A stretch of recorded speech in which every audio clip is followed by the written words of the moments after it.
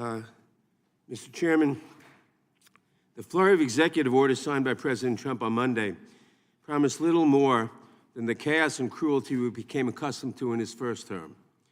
His radical anti-immigration agenda will separate families, decimate our economy, and strike fear in our communities. With the stroke of a pen, he has revived the harsh and inhumane policies of his previous administration, such as the Remain in Mexico program, eliminated enforcement priorities, sharply reduced the availability of humanitarian parole, begun dismantling the refugee program, and launched a breathtaking assault on the Constitution by attempting to end birthright citizenship.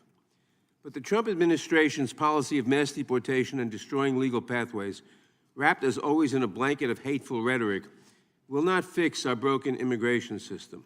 It will only make it harder to reach the bipartisan, comprehensive solutions that are so desperately needed. Mr. Beer, thank you for being here today. Republicans are using this hearing to lay the foundation for their own anti-immigration agenda.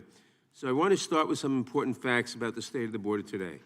One, when President Biden left office earlier this week, were unauthorized crossings higher or lower than they were when President Trump left office? They were much lower, significantly lower, about 33% lower than when President Trump left office. Thank you.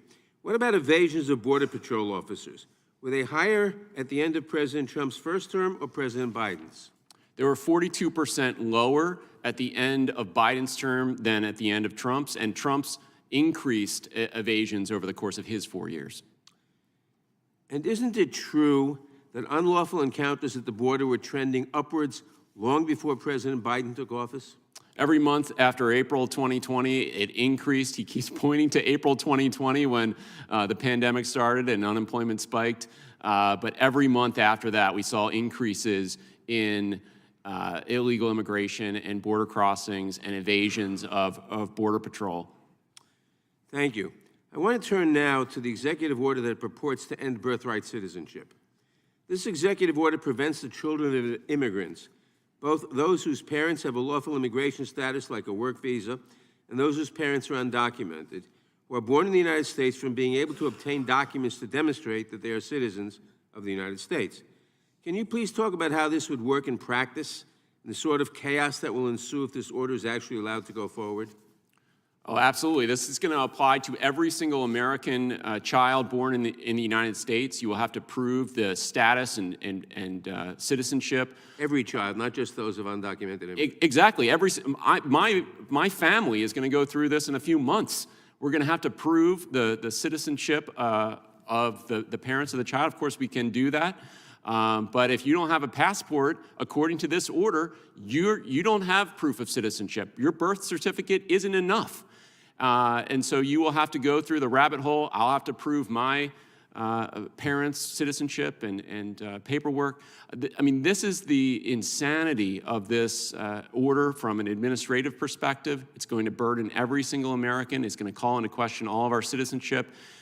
And looking forward, it's going to create a lot of people who are in stateless situations where they don't have citizenship of any country and can be subject to removal even though they were born here, they grew up here. They are Americans. This is an attack on Americans and our rights. Let's take a specific example of the impact this executive order could have.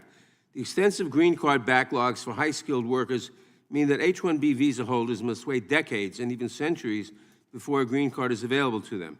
Right now, if both parents have H-1B status, a child who is born abroad but who has lived in the United States for nearly their entire lives must leave the country when they turn 21 unless they have their own immigration status.